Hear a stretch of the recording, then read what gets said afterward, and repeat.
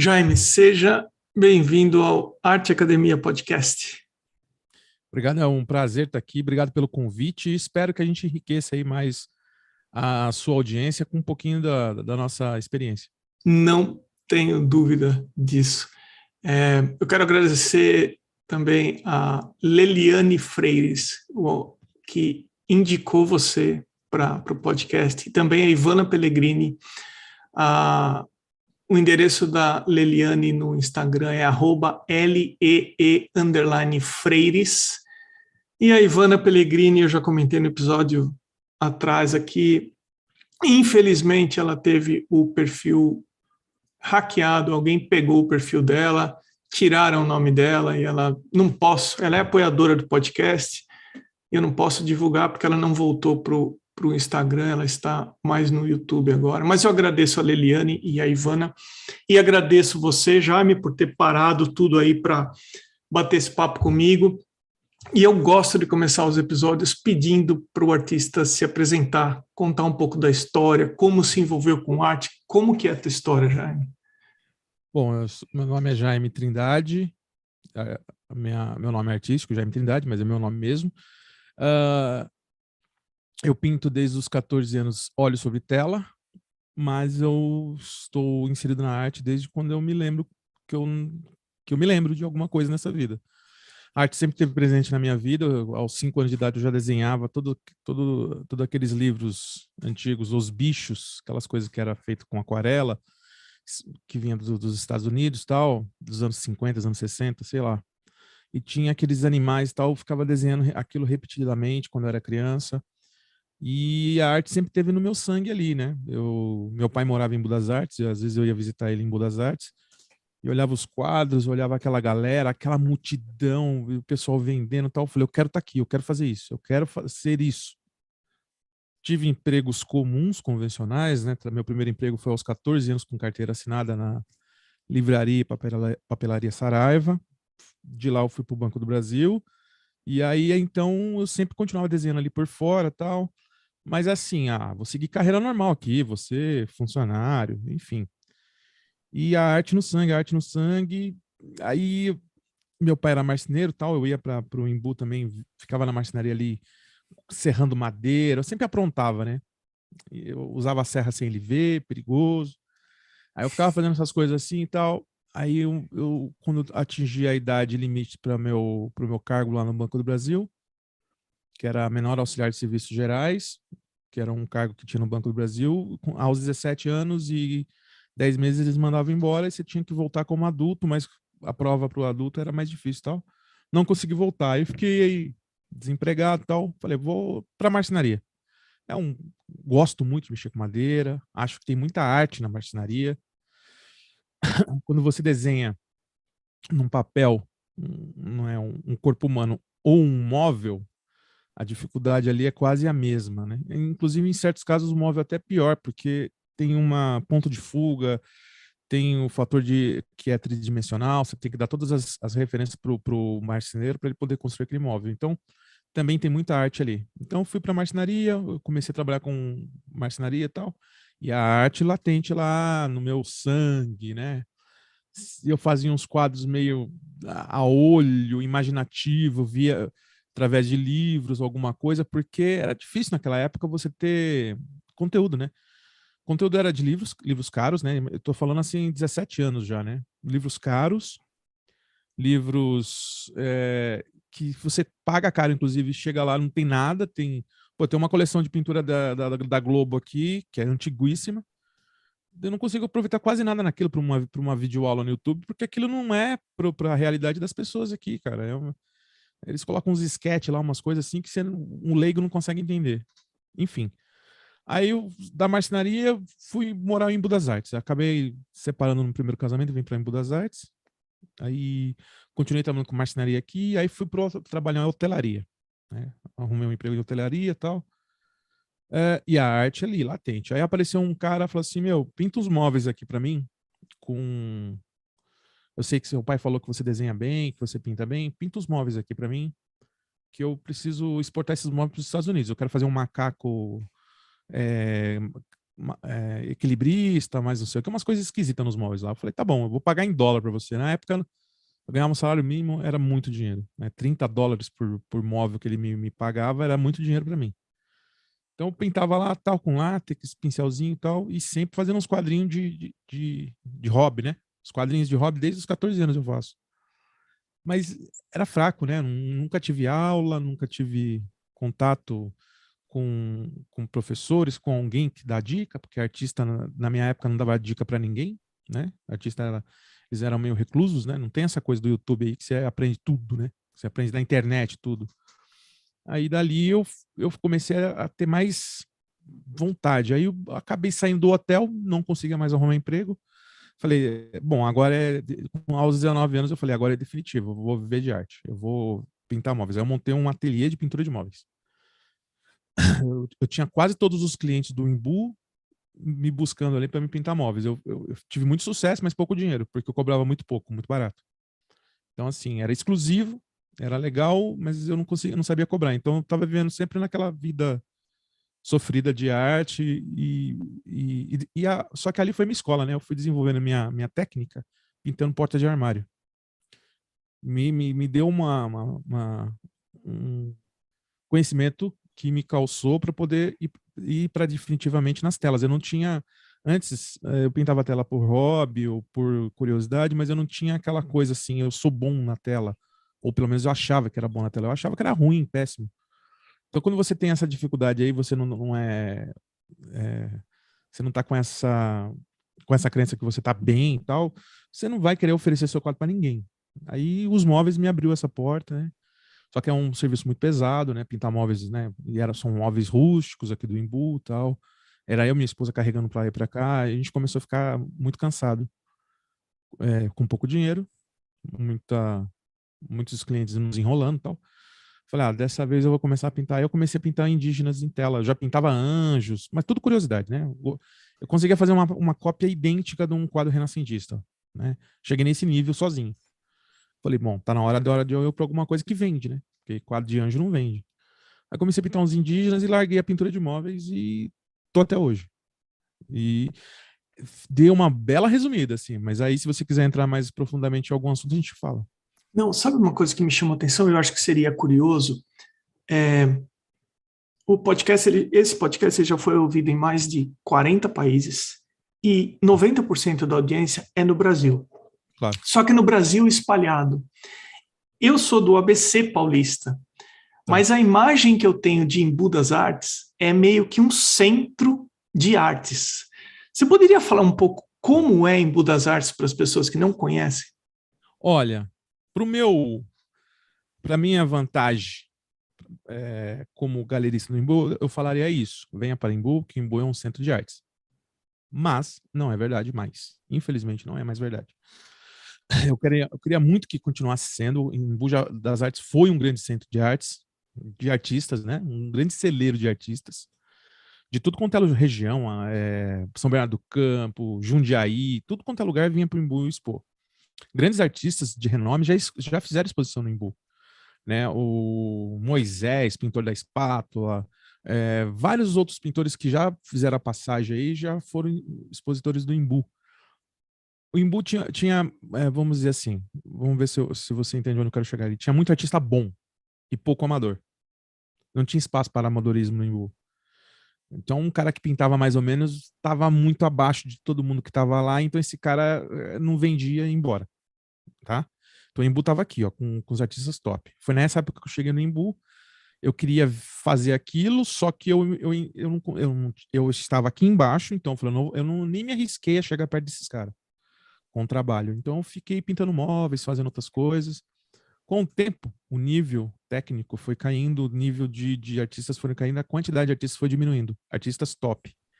E a quantidade de artistas amadores foram subindo no Imbu, né? Não que artista amador, gente, não seja artista, né? Estou falando em relação à comercialização na cidade, tá? Então, assim, uma senhorinha que fez um curso lá de pintura com não sei quem, 3 meses de curso, ela já estava expondo no Imbu, porque arte é arte, não julgamos arte, mas julgamos o fato é que os grandes mestres, os grandes artistas desistiram, cansaram. né? Ninguém quer ficar tomando sol e chuva na cabeça todo sábado e domingo pro resto da vida. Então esses grandes artistas saíram, ou foram para galerias, ou montaram galerias, e os artistas mais novos, mais amadores, que não estudaram tanto, chegaram. Aí, automaticamente, Embu tinha 35 galerias. Hoje tem 4, 5, contando com a minha. As galerias foram fechando. Automaticamente foi mudando o perfil da cidade. A cidade do turismo de arte e artesanato, ainda tem arte e artesanato lá, mas está um turismo mais gastronômico, mais aquela coisa da balada, o pessoal vai lá para comer, para tomar um chopinho e tal. Então, e também o turismo dos pets, né? Tem muita gente que está vendendo cachorro lá, tem muita loja de venda de pet, e o Embu está se transformando. Eu acredito que daqui a uns 5 anos ele... espero que não, né? Não quero ter essa previsão pessimista, mas é uma coisa que é inevitável. Está mudando muito o perfil do Embu. Para quem chega hoje no Embu, putz, que cidade linda, tem uma arquitetura legal, tal, tem alguns artistas aqui, tem alguns artistas ali, mas cadê as galerias? Tem uma aqui, outra ali, outra ali. Cadê as lojas de imóveis enormes de antiquários que tinha no Embu? Não tem um antiquário, mas nenhum no Embu. Nenhum antiquário. Nenhum. Então, assim, a cidade é linda, mas mudou o perfil. A culpa é de quem? Não sei. Mudou o perfil, entendeu? Tem algumas coisas ainda, mas é 20% do que tinha nos anos 90. Não tem mais aquilo. Eu ainda sou louco, né? Eu montei uma galeria na plena lockdown, e eu montei minha galeria, porque todo artista quer ter uma galeria. Eu acho que é isso, né? Eu acho que estar em uma grande galeria, né? Se você não consegue estar numa grande galeria porque existem outros fatores, monta a sua, né? Foi o que eu fiz, montei a minha. Gostaria muito que ela ficasse aberta lá por muitos anos, mas o perfil está mudando. Eu estava numa loja que do meu lado tinha uma loja de doces e outra loja de hamburgueria. A hamburgueria fechou, a de doce fechou e montou 2 lojas de pet, de venda de roupinha de pet e venda de pet, de cachorro.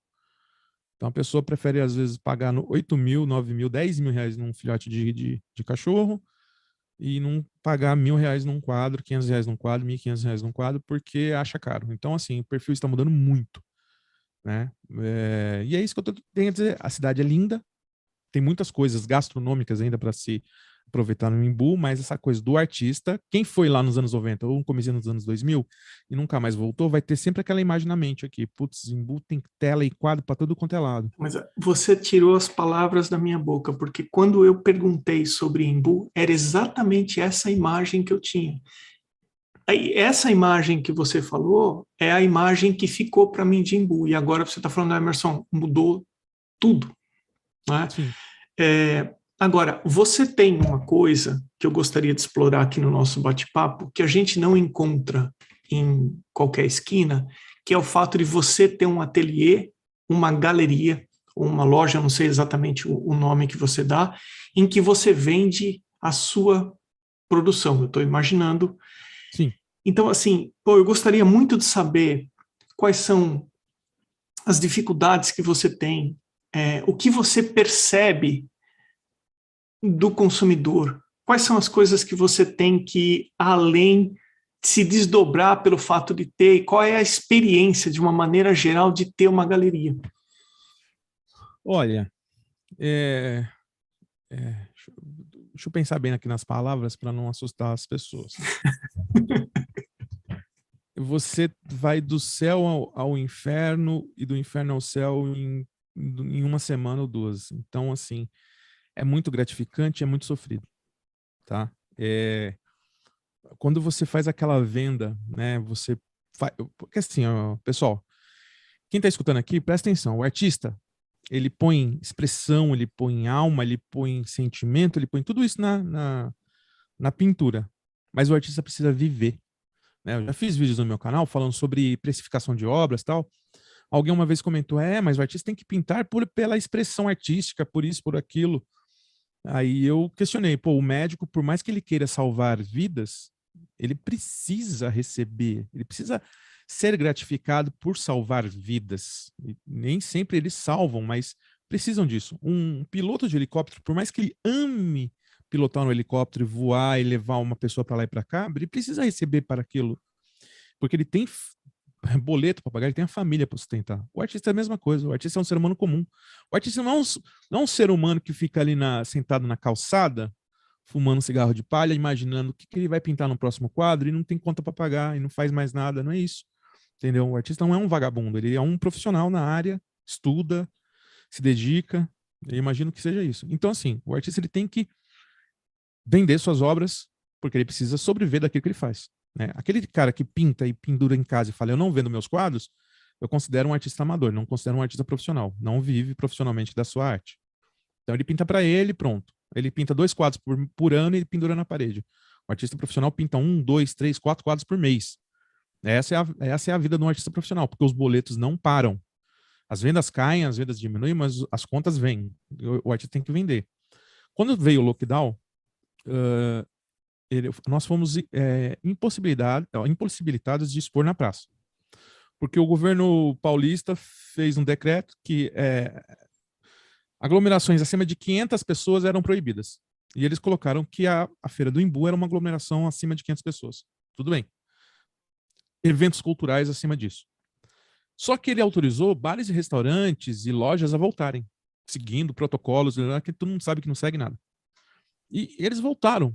E você ia no restaurante, o restaurante lotado. Aí você ia na loja, loja lotada. E você ia na praça, a praça lotada de turista e não tinha nenhum expositor na praça. Aí a gente começou a brigar com a prefeitura, com o governo paulista, fizemos reunião com o governo paulista, tal, lá. Não aconteceu nada, e passou 1 mês, 2 meses, e eu precisando vender. Minhas vendas caíram 90%, né? Então, aí as contas começaram a chegar. Comecei a ficar com desespero, né? Começando a pegar kit de mantimento com doação dali, essas coisas que aconteceu no lockdown. Aí eu cheguei para minha esposa, né? Falei, e aí, o que a gente faz? Ela teve uma brilhante ideia de chegar de um lojista que tinha uma loja lá fechada. Fala assim, fala para ele lá se ele não aluga por dia. Quanto ele cobra por dia? Aí a gente põe um quadro lá sábado e domingo para vender. Porque aí a prefeitura não pode te apreender os produtos porque você não tá expondo como expositor, mas sim como lojista. Aí eu aluguei a galeria por dia, né? Pagava R$ 250 a diária. Coloquei os quadros lá, pum, vendeu instantaneamente. Muito rápido, assim. 1 ou 2 telas, tal. Para quem não vendia nada há 5, 6 meses, meu. Falei, é isso. Aí, outra semana vendendo, porque tava demanda represada, né? Tava com uma demanda represada. Tava todo mundo querendo sair de casa, todo mundo querendo gastar, todo mundo querendo fazer alguma coisa. Ficaram 6 meses sem poder fazer nada disso. Aí, quando liberou, muita gente ganhou dinheiro com isso, tá? Aí, falei assim, bom, vamos assumir de vez esse ponto aqui. Aí eu fiz o contrato, aluguei o ponto e tal, e resolvi sair quase, por enquanto, em definitivo da feira, porque eu não consigo estar na feira e na loja ao mesmo tempo.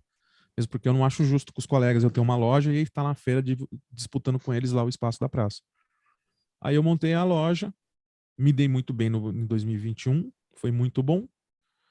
Final de 2021 foi muito ruim e o começo de 2022 está sendo fraco, né?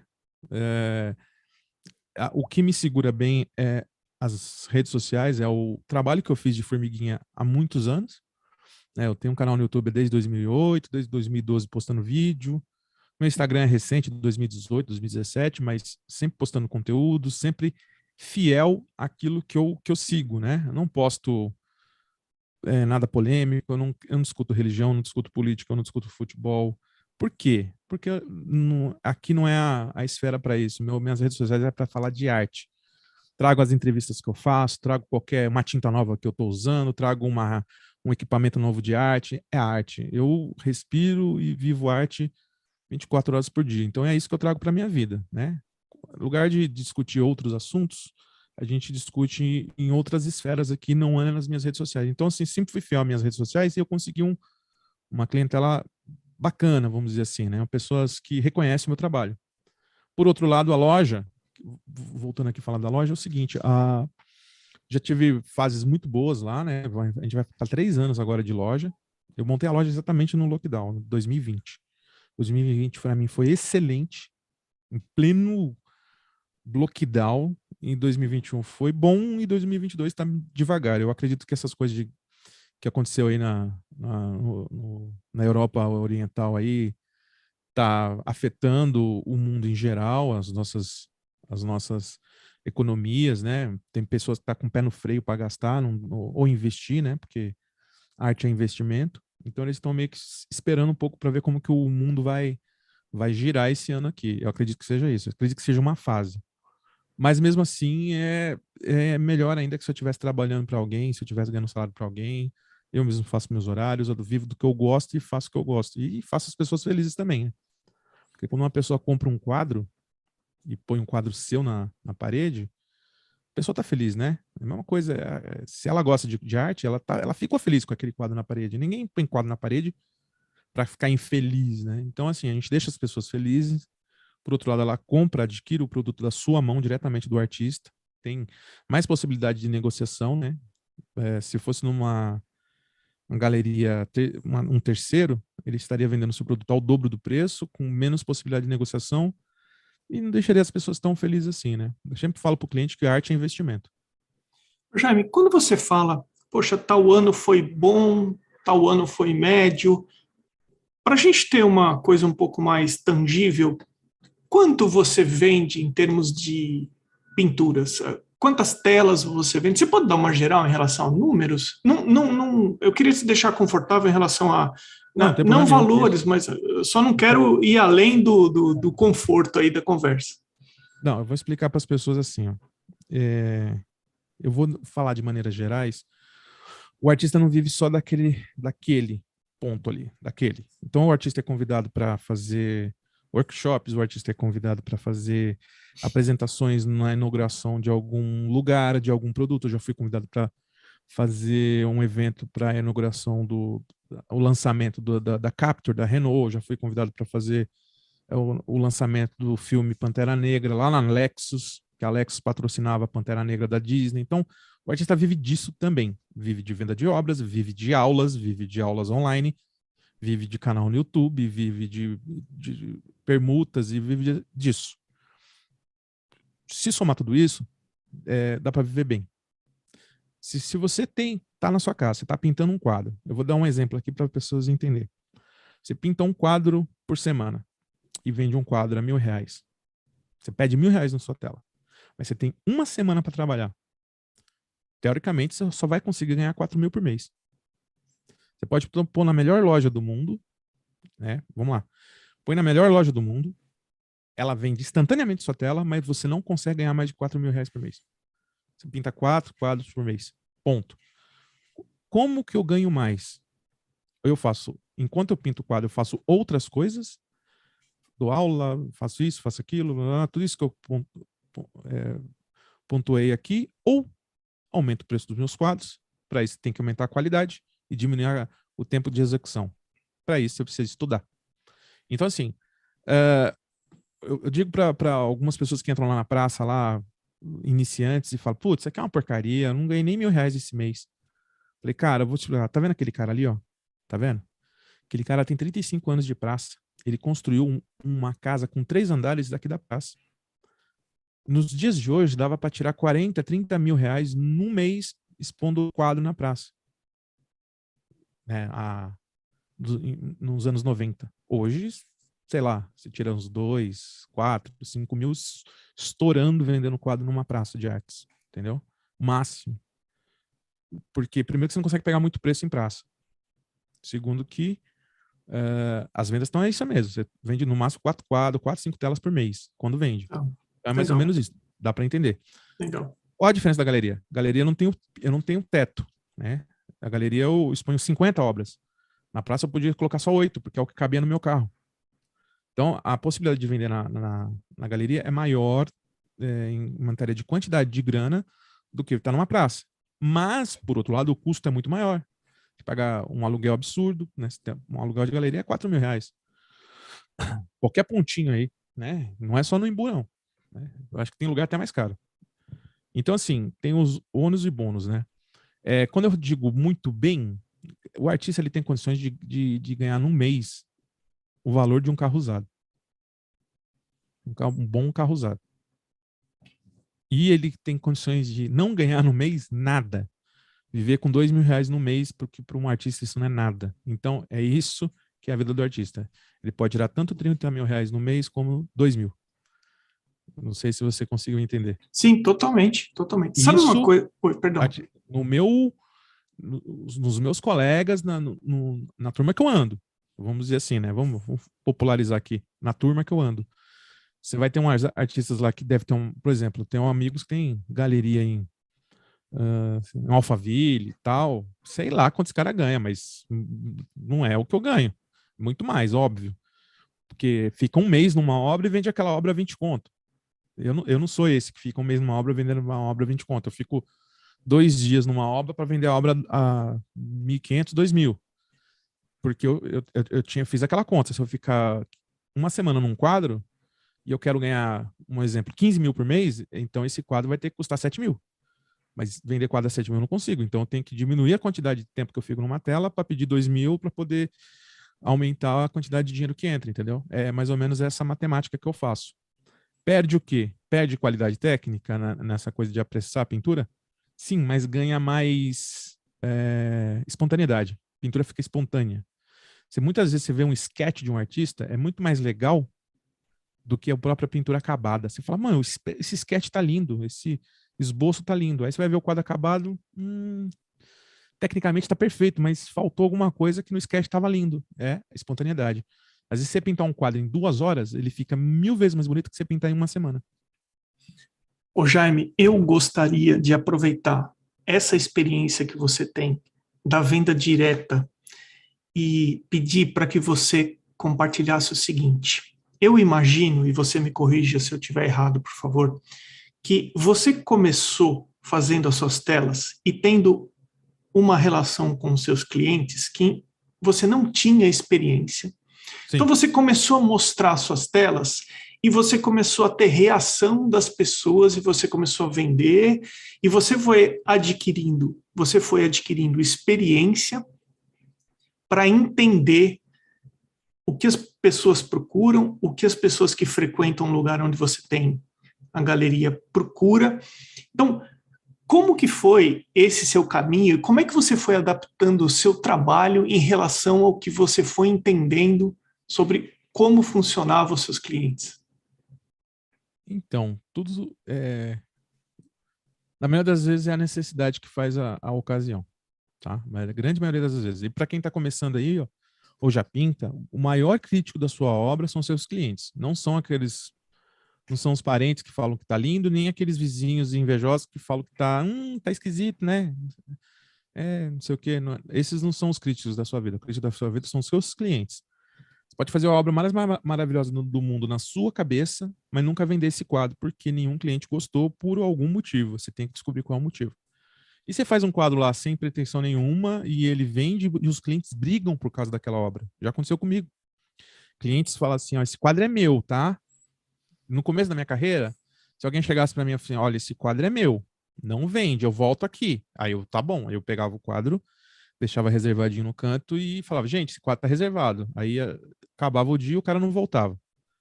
Aí eu fui pegando experiência. Eu falei, bom, então o que eu vou fazer agora? Não vou reservar mais sem sinal. Aí a pessoa chegava, nossa, esse quadro tá lindo.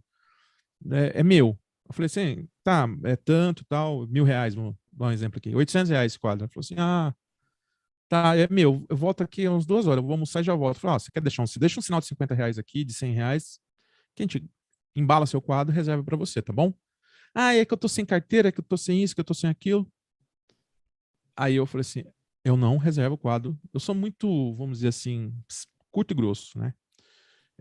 Eu não reservo o quadro sem sinal. Aí a pessoa vai embora. Se tá bom, se você vender, vendeu. Se eu voltar e tiver aí, eu compro. Beleza. Combinar não sai caro. Aconteceu uma vez, de a gente tá lá, eu fui almoçar, minha esposa ficou. Minha esposa tem um coração muito bom, muito boazinha. Chegou um cliente e falou, quero esse quadro aqui. Ela falou assim, tá. Você reserva? A minha esposa falou assim, não reservo sem sinal. Aí a mulher falou assim, mas é que eu deixei meu cartão de crédito no carro, só tô com cartão de crédito. Eu vou lá buscar e já volto e já dou o sinal. Reserva 15 minutinhos aí. Tá. Passou 1 hora, a mulher não voltou. Minha esposa foi almoçar, eu fiquei lá na praça. Aí chegou um cliente e falou, quanto é esse quadro? Eu falei, acho que na época era uns R$ 500, sei lá. R$ 500. Vou levar. Embalei o quadro. O cliente passou na maquininha. Fez a cliente gritando lá da praça assim, meu quadro, você tá vendendo meu quadro? Aí eu olhei assim, como que é, filho? Nem te conheço. Aí minha esposa chega bem na hora, eu não falei pra você reservar esse quadro, não sei o que, não sei o que lá. Aí a minha esposa falou, ai amor, eu tinha reservado. Falou, como reservado, Mara? A gente não reserva quadro sem sinal. A gente não reserva, a gente não faz isso. É que ela pediu, porque o cartão, ela contou a história, eu falei, e agora? Eu já vendi, o cara já acabou de passar o cartão aqui, ó, tá? O cliente que tinha acabado de comprar, viu a situação, ele olhou pra mim assim, Jaime, tó o quadro. Entrega pra essa moça. Você consegue pintar outro igual? Eu falei, pinto. Então, você me entrega daqui a 2 semanas. Eu falei, tá. Aí entreguei o quadro para a primeira cliente que foi buscar o cartão de crédito. Ia pinchinchar, não pinchinchou mais, comprou o quadro. Olha como a arte ali se tornou um objeto de desejo, né? Como o quadro se tornou um objeto de desejo, muda até a forma de se negociar. Não precisou de desconto, não precisou de nada. É a lei da escassez, né? Se aquela obra que ela queria tem 3, 4 pessoas interessadas, ela compra na hora. Se não tem ninguém, ele quer pagar metade do preço. Aí essa mulher levou o quadro, fiz uma outra obra para esse cliente que já tinha pago, mas eu passei muita. Essa é uma das coisas que a gente aprendeu, né? Chega alguém na loja, esse quadro aí, reserva para mim? Reservo. Mas você pode deixar um sinalzinho? Mas sinal de quanto? O quadro vale 2.000? Deixa aí R$ 100, só para dizer que você vai voltar. Pronto. Se não voltar, você perdeu R$ 100, simples assim. Aí a pessoa normalmente deixa, ou, já vou deixar pago. Quando é loja, já vou deixar pago. Quando é a praça, eles não têm confiança. A confiança também muda. A visão do artista na praça, uma visão do artista na loja, muda. Né? Você tem um pouco. Você está na visão do cliente, você fica um patamar acima. Você é lojista, você tem estrutura, você pode guardar a tela, você pode entregar. Você vai estar lá semana que vem. O cara na praça, você não sabe se o cara vai estar lá semana que vem expondo. Apesar que o cara está 15 anos expondo no mesmo lugar, o turista não sabe, ele acha que você está ali aquele dia, entendeu? Não tem essa garantia. Bom, enfim. E essas coisas a gente vai aprendendo dos clientes, né? Você vai aprendendo qual obra mais produzir, perde um pouco daquela coisa do eu pinto o que eu quero e dane-se quem não quiser comprar, perde, porque se você pretende viver disso, você tem que fazer uma coisa que te agrada e que agrada os outros. Não pode fazer só o que te agrada. Se eu fosse fazer só o que me agrada, eu ia fazer anjinho, ia fazer umas coisas mais renascentista, que eu adoro tal, mas não vende, isso não é motivo comercial, vamos dizer assim. Aí eu faço outras coisas que eu gosto também, que são os indígenas. Mas quais indígenas? Putz, tem uns aí que eu adoro, eu não pinto nunca mais.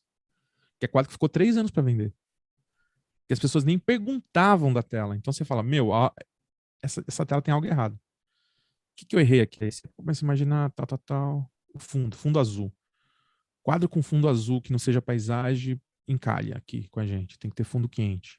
Verde queimado, laranja queimado, um laranjé queimado, né? Enfim. Laranja, um ocre, um preto. Você põe azul. Azul não funciona em um quadro indígena. A não ser que você queira causar e não queira vender. Jaime, Isso o eu que aprendi. mais vende? Então, dos meus trabalhos ou no geral? Tanto faz. Dos meus trabalhos são os indígenas, são onde eu sou conhecido, né? Você pinta só índio? Nossa, é uma das coisas que eu mais escuto na loja. Você pinta só índio? Não, eu pinto de tudo. Mas quando você ir num restaurante japonês e perguntar, você sabe fazer sushi pro cozinheiro? Óbvio que ele sabe fazer arroz, filé de frango, picanha, mas ele tá fazendo sushi.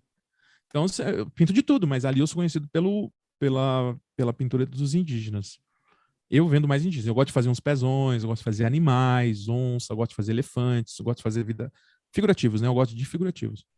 Pinto paisagem? Pinto. Não exponho nenhuma paisagem na minha galeria. Nenhuma paisagem eu ponho na minha galeria, para não confundir as pessoas. E que minhas paisagens não chegam nem aos pés dos meus figurativos, né? Então eu sei o meu limite, né? Tem paisagista muito melhor que eu lá. Agora, pinturas indígenas melhor que minha lá, eu não encontro tantas, né? Então eu sei que eu tô num patamar legal ali com os indígenas, com os Você sabe animais que também, né? essa era a minha próxima pergunta. Aonde que você se sente bem tecnicamente e aonde você acha que você gasta mais energia e poderia sei lá, se aperfeiçoar mais? Pode ser de técnica, de Tô perguntando assim, a composição, então, a teoria das cores, ou enfim, tem alguma Ah, não, coisa. o que eu tinha que me aperfeiçoar é muito ainda, paisagem, flor, nossa, eu não sei pintar flor de jeito nenhum. Pinto, né? Fica mediana aí, como todo mundo pinta, mas eu não quero pintar como todo mundo, eu quero pintar acima, né? Então, paisagem é mediana, o figurativo, rosto. Só voltando aqui, quando eu falei que a gente tem que maximizar o nosso tempo em relação à pintura, lembra que eu falei, você pinta um quadro por semana, vai ganhar R$ 1.000? A duas mãos, né? Que é a minha. Né? Aqui no caso a gente pinta 4 mãos, que sou eu e minha filha, né? Eu ensinei minha profissão para ela. E o que eu fiz com o tempo? Eu consegui diminuir o nosso tempo, aumentando dobrando a produção, que é eu e minha filha produzindo a mesma coisa. Então, tem quadros que eu não sei se foi eu que pintei, se foi ela, que a gente está começando tá no mesmo nível de Ai, pintura de que rosto. legal. E, e ela é minha funcionária, trabalha para mim, enfim. O que acontece? Eu tô gerando meio que aqueles ateliês antigos, sabe? Aquele cara que ficava amassando tinta pro grande mestre pintar tal. Só que essa fase de amassar tinta já foi no comecinho quando ela era adolescente. Hoje ela é uma grande mestre também da pintura, entendeu? E a gente fala assim, bom, a parte mais fácil já foi, agora vem a mais difícil, que é a flor. O rosto a gente já fez, que é a parte mais fácil. Agora vem a flor, que é a mais chata. Agora vem a mais difícil ainda, que é fazer o cabelo. Então, tudo que não seja rosto, pra gente é mais difícil. O rosto, pra gente, é muito fácil. Entendeu? Entendi. Agora, paisagem, assim, como eu sigo Alexandre Heider, José Rosário, Túlio Dias, esses grandes mestres da paisagem, eu sinto. Eu falo, eu não sou nada perto desses caras. Esses caras pintam muito. Eu tenho que aprender muito ainda, mas eu não tenho tempo. O dia tem 24 horas. Se você se propor a aprender a pintar paisagem, você vai parar de pintar os indígenas e vai parar de ganhar dinheiro, de vender. Então, eu vou começar uma coisa nova agora, eu não tenho mais. Eu não consigo começar uma jornada nova agora, entendeu? Um caminho novo. Não dá. Eu posso aprender algumas coisinhas assim, ali, ali, ali, e pegando e acumulando o meu conhecimento, mas ir para algo totalmente novo, já você vai ganhar uma bolsa na Academia de Belas Artes da Rússia. Você iria? Falei Rússia porque é uma grande. Não tem nada a ver com o que está acontecendo, mas é uma grande escola artística de figurativa, é uma escola russa. São grandes nomes lá. Vou. A Espanha, você vai para Madrid, na Itália, você vai. Vou. Mas peraí, deixa eu pensar. Quanto tempo eu tenho que ficar lá? Você vai ficar um ano estudando? Não, não posso, não dá, não tenho mais tempo para isso. Essa fase já passou da minha vida, entendeu? Quando eu tinha 20 anos, eu tenho 48. Posso perder um ano da minha vida estudando, aumentando meu conhecimento, mas eu vou viver de quê? A realidade não dá, nos permite isso, entendeu? Então, assim, tem muita coisa que eu gostaria de aprender, mas infelizmente, eu sempre falo assim: quando eu tenho tempo, eu não tenho dinheiro para aprender. E quando eu tenho dinheiro, eu não tenho tempo, porque eu vou ter que produzir nas encomendas. Entendeu? Eu já fiz aula com o Alexandre Heider, eu até tinha condições de pagar, tal. O curso de artes não é baratinho, também não é uma escola pan-americana de artes, mas é um valorzinho lá, sei lá, o Alexandre deve estar o curso dele deve estar uns R$ 500 hoje, eu tô chutando, não sei. Não é assim para um cara que ganha um salário mínimo fazer um curso de pintura, não vai conseguir pagar. Para você pagar isso, aí você tem que ter uma grana para trabalhar, aí você tem que trabalhar, levantar esse dinheiro e fazer o curso. Mas e o tempo? Aí você não vai ter tempo para isso. E quando você tem tempo, você não tem dinheiro. É muito difícil, cara. A vida de artista, por isso que é assim, eu falo para as pessoas, tem outras opções, tem o YouTube, tem outras plataformas online para você aprender, tem curso online de vários artistas que você paga R$ 100 por mês e tem várias aulas, tem curso meu, curso do Elton Brunetti, curso do Alexandre Heider, curso de um monte de gente te dá aula online aí. Esse lockdown, essa coisa que aconteceu, foi bom para abrir a cabeça dos mestres antigos aí que tinha essa dificuldade de se interagir com as novas mídias aí e esse novo movimento aí de aulas online. Mas, enfim, tem muitas opções online. Sentido de necessidade de ter uma aula prática, faz um workshop. Fabiano Milani está fazendo um workshop ali e tal, vai fazer um workshop com ele, vai fazer com Paulo Frade, vai fazer com quem você quiser, faz um workshop, não gostou, procura outro artista, assim vai. Jaime, tem uma coisa muito legal na tua história, que é o fato de você ter sido moldado para viver da arte. Porque tem gente que começa estudando e faz e eu tenho a sensação que para você tudo aconteceu mais ou menos ao mesmo tempo. Você foi montando uma maneira de viver da arte, você foi produzindo ao mesmo tempo, foi se aperfeiçoando, e é isso que você vem fazendo. Agora, olhando para trás, lá no começo da marcenaria, e com base na tua experiência, que tipo de sugestão você poderia dar, além dessas de fazer aula com os grandes mestres aí, que tipo de sugestão você poderia dar para quem está começando? Bom, dar opinião para a vida das pessoas tem que ter muita responsabilidade. Não é fácil, às vezes tem pessoas que seguem aquilo que você fala. Então, vamos lá.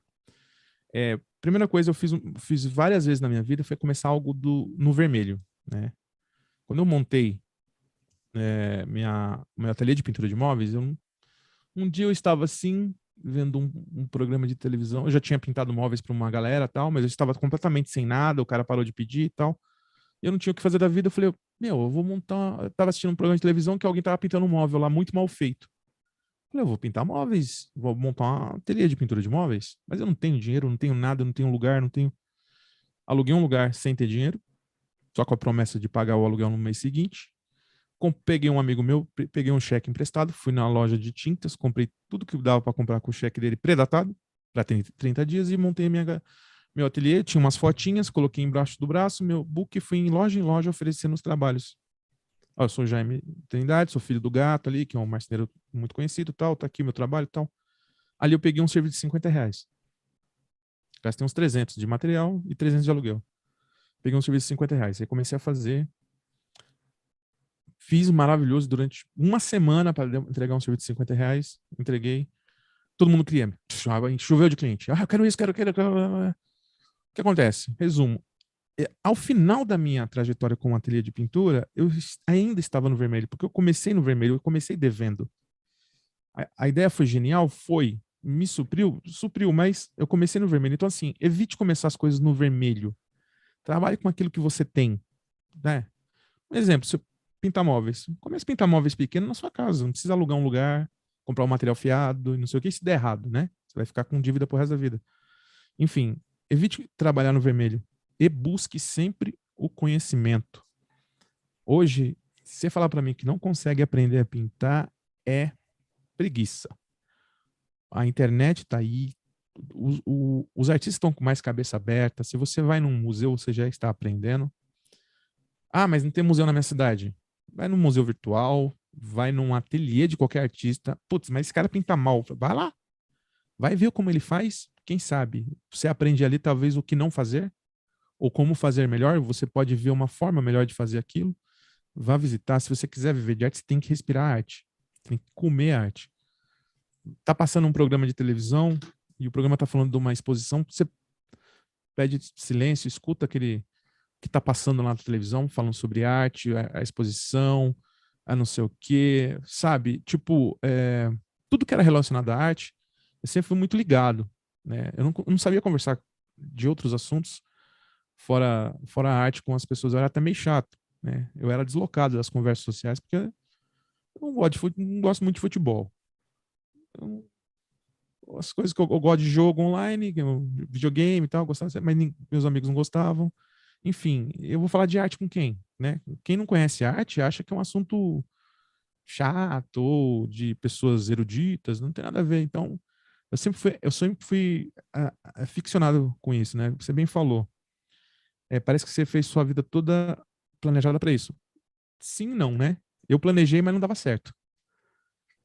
90% das coisas que eu planejei deu tudo errado. Então, na tentativa e erro, tentativa e erro, tentativa e erro, até conseguir. Né? Inclusive, eu já tive marcenaria no Imbu. Eu cheguei a trabalhar com meu pai, eu cheguei a montar uma marcenaria para mim, eu comprei tudo fiado. Na época, R$ 11.000 de máquina de marcenaria, tudo fiado. Comprei madeira fiada e montei uma marcenaria e entrava muito dinheiro, mas eu já estava endividado, eu já estava no vermelho, né? Eu comecei do zero, comecei devendo. Aí tinha que trocar cheque com a agiota, aí não sei o quê. Meu, saí devendo. Comecei devendo, saí devendo. Então não comece um negócio devendo. Comece um negócio que você tenha ou zero, né? Zero dívida, ou um capital de giro. Comece com capital de giro. O máximo que pode acontecer lá na frente, você desistir, você zerou seu capital de giro. Você sai sem dívida, tá?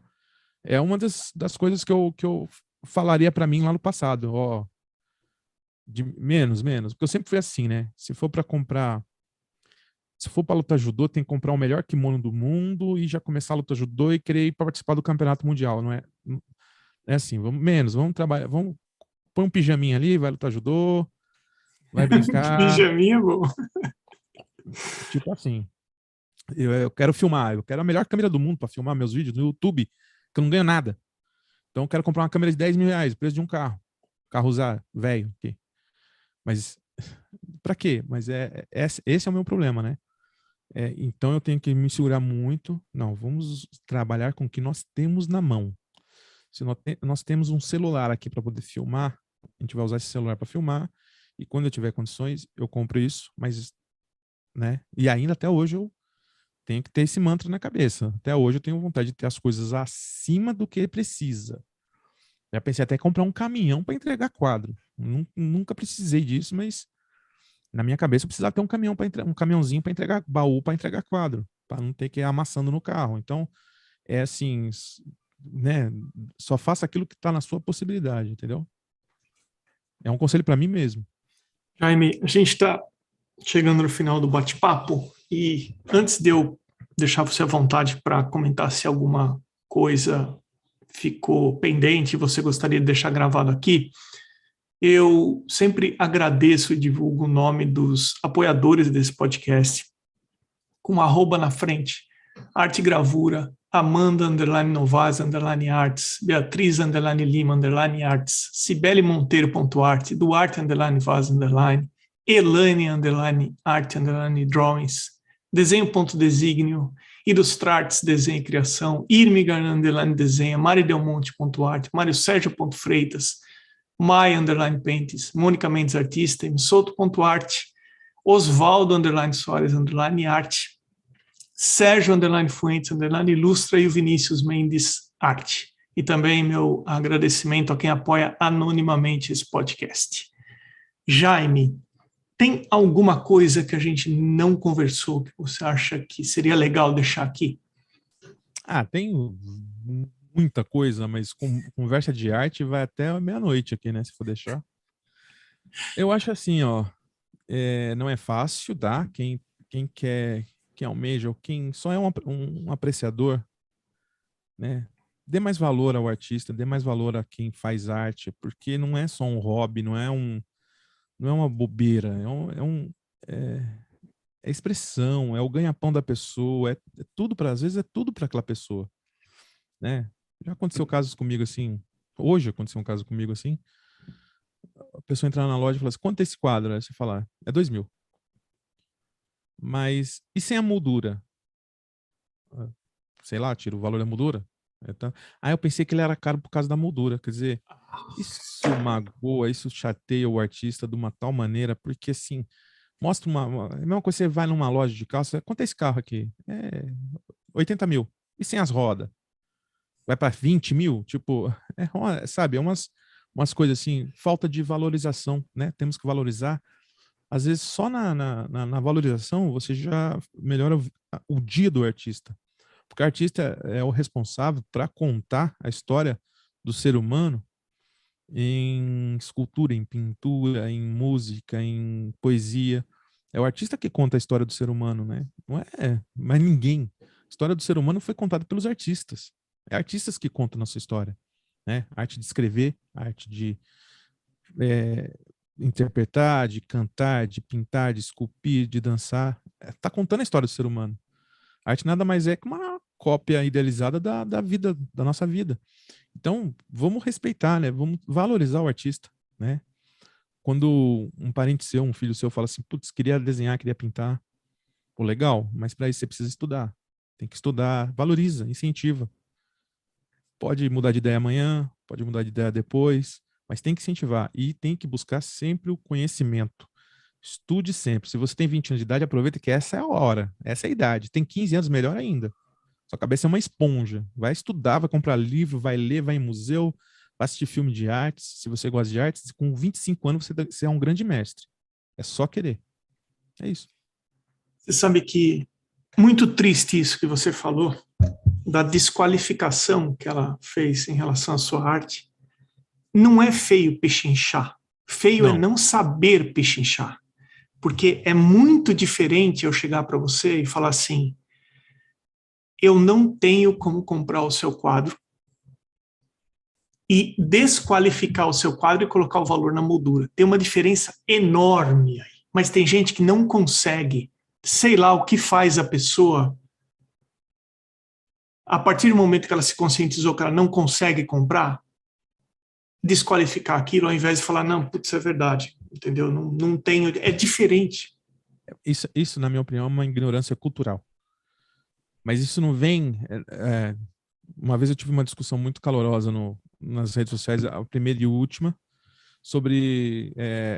inclusive foi de um vídeo que eu fiz, que eu critiquei essa ignorância cultural, e alguém falou, é culpa dos governos, não sei o que. Eu falei, é culpa de 500 anos de cultura de massa, que não tá nem aí, a grande maioria não tá nem aí com nada, não se interessa com coisas que têm valor cultural. Um meme hoje vale muito mais que uma obra de pintura, sabe? Para uma rede social, você tira uma foto de você na frente do seu cavalete no seu quadro, tem 50 curtidas, aí você faz uma besteira, coloca um gato tomando banho, tem 1 milhão de curtidas. Quer dizer, olha aí, é isso, ignorância cultural. E não é questão, é ter esperança de um dia isso mudar, porque é tão bonito, né? Ver alguém, por exemplo, eu não manjo de ópera, não gosto de ópera, eu não gosto, não é o meu estilo. Mas se alguém me convidasse para uma ópera, eu ia ter um respeito tão grande pelas pessoas que estão lá, eu ia me arrepiar todo, que eu falar, gente, como que um cara consegue cantar desse jeito? Cara, sabe? Como? Isso transcende o ser humano, é maravilhoso. Não gosto, eu não gosto. Entende? O que eu quero dizer, o fato de você não gostar, de não entender o assunto, não quer dizer que você tem que desrespeitar aquele assunto, desrespeitar aquela manifestação cultural. Sabe? Essa coisa do Bumba Meu Boi, esse teatro de folclórico que tem, que as pessoas se fantasiam e tal, uma vez por ano faz essas brincadeiras. Pô, não é uma arte que eu particularmente gosto, mas quando eu vejo aquele colorido, aquelas fantasias, eles dançando daquelas formas, eu falo, putz, que legal aí, ó, nossa cultura tá passando, né, a história, né, tá, o conhecimento de pai para filho, e tal.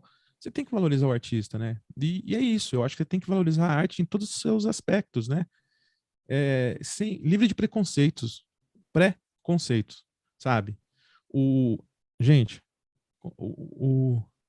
você tá aqui o Gombrich, ele no seu livro História da Arte, mais ou menos assim, ele fala lá, existe, não sei se foi o Gombrich ou se foi o Hauser.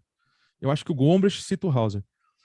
Existe pensamentos bons e pensamentos ruins, mas todos são pensamentos.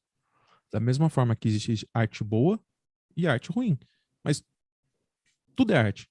E aquela arte é ruim para quem, né? Para você. Mas se é para uma tribo africana, aquela arte vai ter um significado? Pode ter. A arte africana ali pode ter um significado muito grande para a tribo africana e não ter significado nenhum para você. Como se você pegar a Mona Lisa e levar para uma tribo de aborígenes lá e falar assim, ó, esse aqui é o quadro mais valioso do mundo, eles vão usar como tapetinho ou mesa para poder pôr comida. Eles não tem importância para eles, entendeu? Temos que respeitar a arte da indumentária indígena, a arte de outros povos, de aborígenes, a arte digital. O cara fez uma bela arte digital. Você fala, mas se não é arte, isso aí é o computador que fez. Vai você fazer, pega o mouse e faz. Tem que respeitar, a gente tem que respeitar tudo, tirar o preconceito das artes, respeitar o artista como um indivíduo e depois a sua obra. Muita gente, só alongando um pouquinho aqui, muita gente critica o Romero Brito, que isso, que aquilo. Pode ser brega, pode ser de mau gosto ou de bom gosto, não interessa, mas é arte. Ele fez a vida dele, ele faz o trabalho dele, tem que respeitar. Você pode não gostar, mas respeite. Você pode não gostar do Jaime Trindade, mas respeite. Você pode não gostar de Jeff Koons, respeite. É uma arte kit, respeita, só respeita. Você não precisa gostar de tudo, você só tem que ter conhecimento e respeitar o valor daquilo. É isso. Onde que o pessoal confere o seu trabalho, Jaime? Redes sociais, Instagram, YouTube? Bom, Facebook eu estou postando bem menos, né? Eu acho que na minha opinião, uma mídia que vai com o tempo acabar, enfim. O propósito do Facebook acabou, na minha opinião. Eu posto muito no Instagram, Jaime Trindade ponto arte, né? Eu tenho o perfil do professor, mas eu posto mais no Jaime Trindade ponto arte. No YouTube, Jaime Trindade, meu canal, que eu posto vários vídeos e tal. Tem mais de 130 mil inscritos, mas... Jaime, como é que eu faço para conseguir 130 mil inscritos no YouTube? Cara, olha, eu vou falar um negócio para você sobre o YouTube, se você me permite. Eu te permito. É uma relação de amor e ódio, tá? Quando eu achava que tava ruim, e eu quase desisti, eu fiquei um ano sem postar nada, porque eu achava que tava ruim, eu tinha 5 mil visualizações diárias. Eu falava, cara, eu tinha 20 mil inscritos e 5 mil visualizações diárias. Eu falava, que porcaria. Não tiro nem R$ 800 por mês, nem 700, tá horrível isso aqui. Horrível. Aí eu falei, vou parar. Eu fiquei um ano sem postar nada, eu tinha as mesmas 5 mil visualizações diárias. Sem postar nada todos os dias eu tinha essa visualização. Falei, quer saber de uma coisa? Eu vou voltar. Vou começar a fazer live. Aí comecei a fazer live, baixou para 4 mil visualizações diárias. E o CPM diminuiu. Eu falei, cara, então o problema sou eu tenho que fazer um canal sem nada. Tem que parar de postar. Aí, eu vou criar um curso online. Eu criei um curso online, tal. Aí quando veio a pandemia, eu falei, cara, o meu canal vai bombar. Caiu para 1.500 visualizações diárias. Porque todo mundo foi para a internet. Todo mundo foi para o YouTube. Aí eu comecei a dividir espaço e aí eu já tava com 100 mil inscritos, hein? Mas é que tá. O YouTube fez o quê? Inscrição não quer dizer mais nada. Esses 100 mil inscritos, o meu canal hoje é como se ele tivesse 6 mil inscritos. Pega um canal de 6 mil inscritos e vai lá. Ele postou um vídeo. Olha um dia depois, quantas visualizações teve aquele vídeo? 800. Mesma coisa do meu. Eu tenho 130 mil inscritos. Eu posto um vídeo, eu tenho 1.000 visualizações um dia depois. 1.000 e pouquinho. Tem canal que tem vídeo que nem chega nem a 1.000. Por quê? Porque como o YouTube não sugere mais vídeos dos seus inscritos, pro pessoal que se inscreveu no seu canal, ele sugere o que o algoritmo quer. Então, a inscrição não vale mais nada. O que vale é o joinha, é o algoritmo, é o seu vídeo viralizar e você postar todo dia. Na minha opinião, para mim, o YouTube, apesar de eu mostrar o meu portfólio como professor, como artista, é só isso para mim hoje. Eu não tenho mais esperanças que o YouTube me dê alguma coisa no futuro. Por quê? Canais que estão crescendo são canais, enfim, de coisas questionáveis, ou de podcast, que é o que a gente está fazendo aqui, sabe? Mas podcast regrado a bagunça, a irresponsabilidade, não com um viés mais cultural, um viés de conhecimento mesmo. E esses podcasts são entrevistas de 2 horas, 3 horas. Então a pessoa fica 3 horas vendo um vídeo e ele não vai ver seu vídeo. Entendeu? Ele pode se inscrever no seu canal, mas não quer dizer nada. Na próxima vez que você lançar um vídeo novo, ela não vai ser informada. Porque o YouTube não avisa. Sabe o que ele avisa? Ele avisa o vídeo novo do podcast lá que tá bombando. Que você não é inscrito. Tenho certeza, quando você abre seu YouTube, estão te indicando um monte de vídeo de canal que você não é inscrito. Um monte. E os canais que você é inscrito há muito tempo, eles não indicam nada. Por exemplo, eu sou inscrito num canal que eu gosto muito, que é o Pipocando, que fala sobre filmes e séries. Adoro esse canal. Eles falam da maneira muito genial, da maneira que eles contam sobre filmes, séries, curiosidades, tal. Eu não recebo um aviso que eles estão colocando um vídeo novo no ar. Eu tenho que ir lá na minha inscrição, ver os canais que eu sou inscrito, para ver se eles jogaram um vídeo novo no ar, ou escrever o nome deles lá e achar. Ué, por quê? Os caras têm 5 milhões de inscritos, mas é porque o YouTube acha que não tem que me indicar. Então, não adianta eu ter 30 mil inscritos e só 1.000 pessoas assistiam um vídeo meu. Entendeu? Não adianta. Isso não é nem 1%. Não chega a 1% dos meus inscritos. Então, inscrição hoje no YouTube, eu acho, se eles não mudarem esse sistema, que antigamente era assim, inscritos valia muita coisa, hoje inscritos não valem nada. ter 100 mil inscritos é um marco para o YouTube, porque é muito difícil. É muito difícil. Sabe? Não, desculpa interromper, mas assim, eu nem estou monetizando ainda no YouTube, não tem nem 1.000 inscritos ainda, e eu percebo a dificuldade que é tentar crescer o canal no YouTube. Eu ganhava tinha 150 mil visualizações mensais, eu achava pouquíssimos, porque eu ficava me comparando com canais top, né? Puto, o cara tem 3 milhões de visualizações mensais, eu tenho só 150 mil. Hoje eu tenho 50 mil.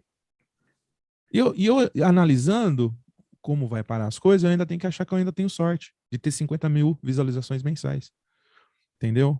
Porque se eu achava que estava ruim no passado, ruim tá hoje. E pode ficar pior. Então, como diz o meme lá, se as coisas tá ruim, pioreia, né? Era feliz e não sabia também. Eu era feliz e não sabia, né? Então, assim, eu comecei no YouTube numa época muito boa, que tinha poucos canais. Então, tinha uns vídeos horrorosos, umas pinturas horríveis, e saía e tinha muita visualização.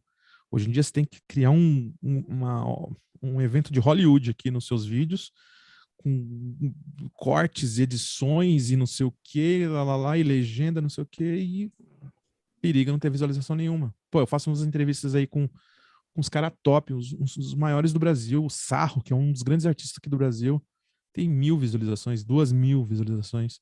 Os caras não dão, tem gente que nunca deu entrevista na vida, vieram falar comigo e não tem visualização. Quer dizer, o que está acontecendo? Então, enfim, sei lá, eu deixo a vida levar, o barco levar. O YouTube é como eu falei para você, ele serve agora como para mostrar o meu trabalho, né? Um portfólio. É um portfólio. E sim, o YouTube já me trouxe muitas coisas boas. Me trouxe alunos presenciais, mudou minha vida, tá? Mas não o YouTube em cima. O que eu colocar vídeos na internet me acarretou, né? Eu já pintei para Blizzard, que faz o jogo Warcraft, o filme Warcraft. Eu já fiz várias coisas por causa do YouTube. Você fica conhecido, né? Então, assim, tem seus pontos positivos. E é disso que você tem que tirar dessas situações.